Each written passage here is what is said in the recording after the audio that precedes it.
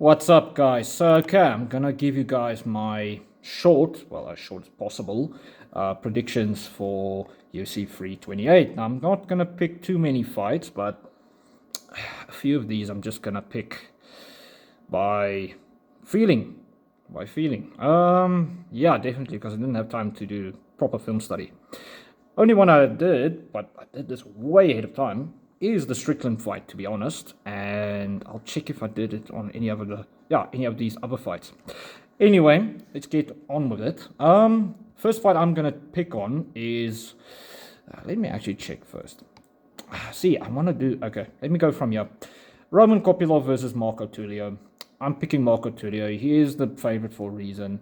Roman Kopylov is a very inconsistent fighter. That's how I can explain how he fights. I like him, but he's definitely inconsistent. And this is a middleweight bout, not a light heavyweight bout. Yeah.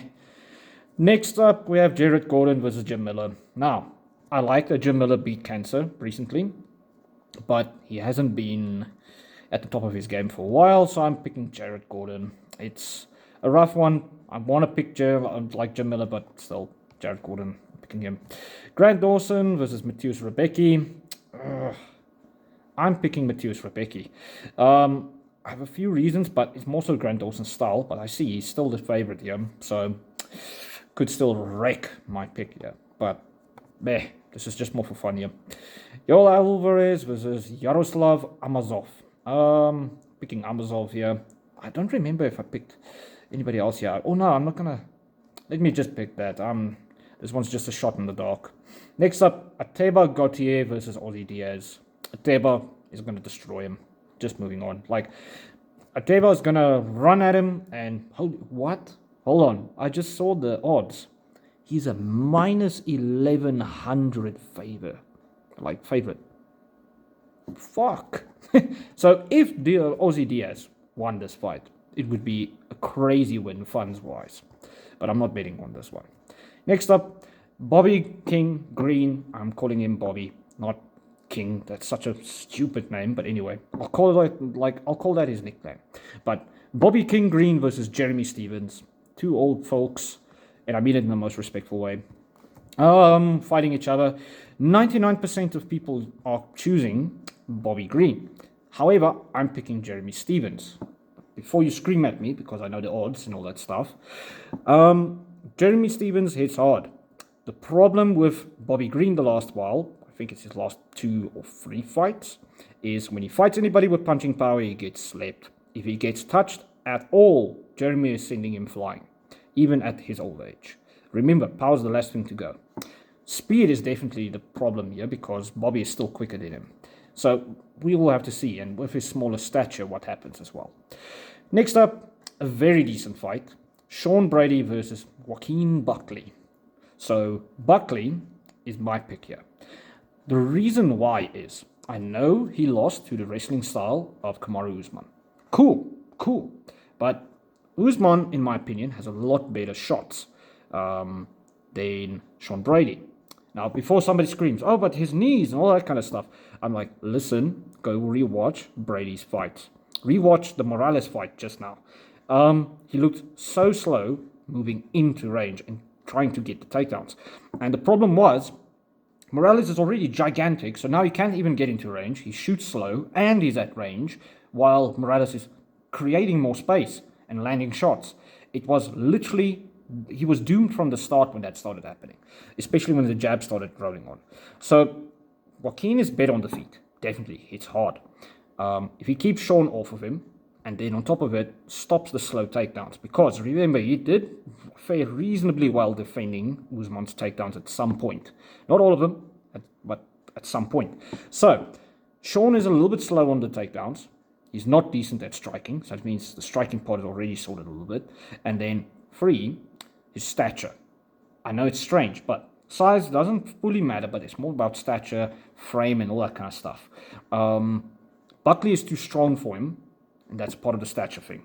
And then also, he's a little bit smaller. I'm not sure how much the difference is. I need to see when they face off how much the difference is. But Brady is small for welterweight. He is small. Even versus Bilal, I was like, he's not really a big dude. And that's when he lost again. So yeah, I'm picking Joaquin Buckley. Next up, Waldo Cortez Acosta versus Alexander Volkov. So the hot new thing at heavyweight, kind of, versus Volkov. I'm picking Volkov. Volkov's kickboxing is great, and his stature again, his physical stature is to the degree where he can use his kickboxing so well versus somebody like Costa that's a little bit smaller heavyweight wise. And then Costa does not have the takedowns or takedown threat at all to really beat Volkov there. Like, I do not see him outstriking gigantic 6'9", 6'8" Volkov that has shown he can keep up with all of the heavyweights, all of them. So yeah, Alexander Volkov. I know he's the favorite now, but a bit back, like a day ago, he was not the favorite. Weird. The odds makers switch their minds up when they rewatch the fights, I think. Next up, a fight that a lot of people are excited for: Tatsuro Taira versus Joshua Van. Now, caveat here. People are excited for this fight, which is kind of weird because the flyweight fights have been a little bit dry, more dry than they've been exciting. The Brandon Royval fight versus Joshua Van fight was a bit more exciting, but that's been a while ago, guys. Really think about it. So, what I'm trying to say is, bring down the expectations for this fight. It's going to be a bit more boring, a bit more technical, but for the technical folks, it's going to be fun. Oddly, on the UFC website, there's absolutely no odds. That's weird. Very strange. Very strange. I'm picking Joshua Van in this fight. Everybody else is picking Tatsuro. The reason why I'm picking Van is because of his elite level of boxing. And because he's already fought somebody bigger in stature than Tatsuro Taira, that means he can get in, get out, and land his shots. The only thing is, the takedown defense is a little bit lacking, if you get what I mean. So I'm wondering if he's going to be able to keep Tatsuro off and get him off of him when they're on the ground physically. All right, the final fight, the big one, Hamzat Chimaev versus Sean Strickland, the one that I actually did some homework on. So, yeah, but the rest of my picks are shots in the dark, I'm not going to lie. Okay, so I'm picking Hamzat Chimaev, but let me give my reasoning for if I'm either wrong. So, Sean does a few things that's very hard for some wrestlers to really deal with. And that is that he defends well after the takedown is initiated. That means he builds up very well and gets off of the cage very well.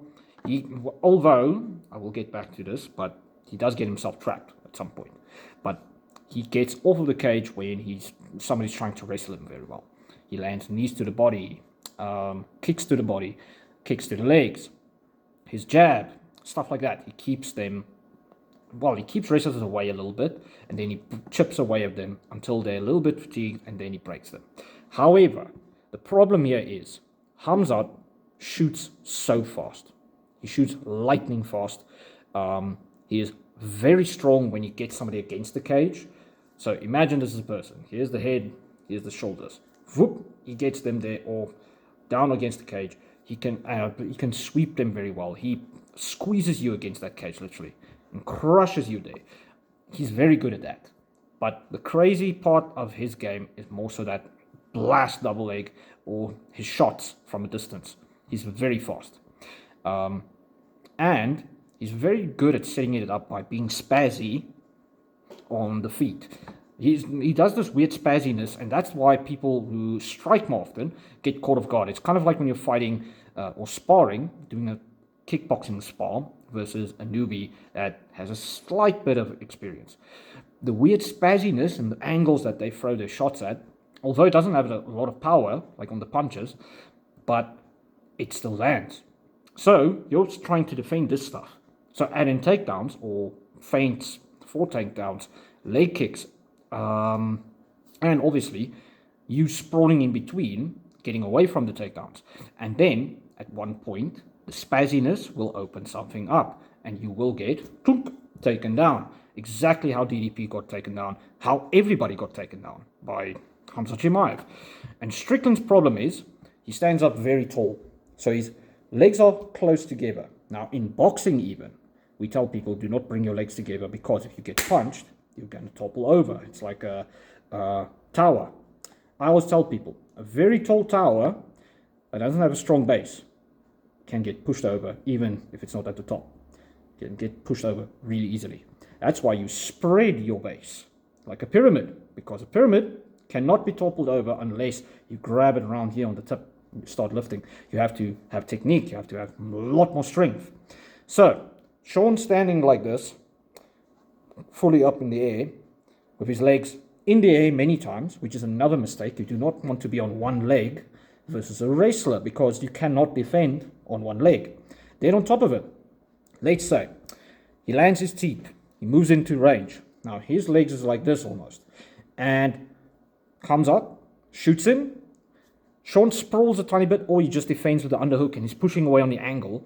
However, Hamzat is privy to this, and he chain wrestles and he gets the angle on the hips. So it's hard to show without like a partner and stuff. But if he gets the angle on the hips and he locks his hands, he can push, and then still Sean will be on his ass or up against the cage. And from there, Hamzat can trip him, sweep him, or just brute force him to the ground, just like he did with DDP. DDP is a very strong guy, but he struggled getting Hamzat off of him. Now, yes, he said, no, Strickland is physically stronger, but that matters really when skills is the part that's the difference. Because these guys are very close in stature. This is where the weight, the stature, the leverages, all that stuff really matters. The only place where I'm wondering about is still, if Sean can build to his feet over and over, draining Hamzat's battery, will he have his shot? However, again, even a fatigued Hamzat will get him to the ground at one point. So I'm leaning literally 70% towards Hamzat or more. This is a really interesting fight in some senses, but the more I analyzed this, I was like, really, Hamzat really has most of the stuff in his ball house. The spazzy striking will mean he will land some shots, like he did in that training clip of him, these two training together. It will open up the double legs, the single legs. It will open up him feinting to be able to turn the corner. If he just gets Sean against the cage because he defended, he can still trip him out, still get into different positions where Hamzat is stronger, or let's say it like this, more skilled. And then, let's say he gets him down. Sean starts building. He's on his knees. Now he's on one leg, like one knee and one leg's up. And he turns into him, all that stuff. All that Hamzat's going to do is just trip him out again. He's just going to repeat that process. And he showed that he can do it with DDP. So I don't think Sean has anything. And if Sean's on his back, that's where he's weakest, in my opinion. His guard, he can retain it a little bit, but he's not that good when he's on his back. On the ground. Literally with somebody in his guard and stuff. Now, yes, Hamzat's not going to pepper him with bombs. He's not going to Khabib him. But I don't see Strickland doing much from there. If he pulls out some crazy new skills that we haven't seen of him, damn.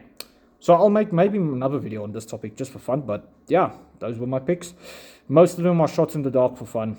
Just being honest, life's been a bit too crazy. Cheers, guys. Let me know what you guys think in the comments below. Bye.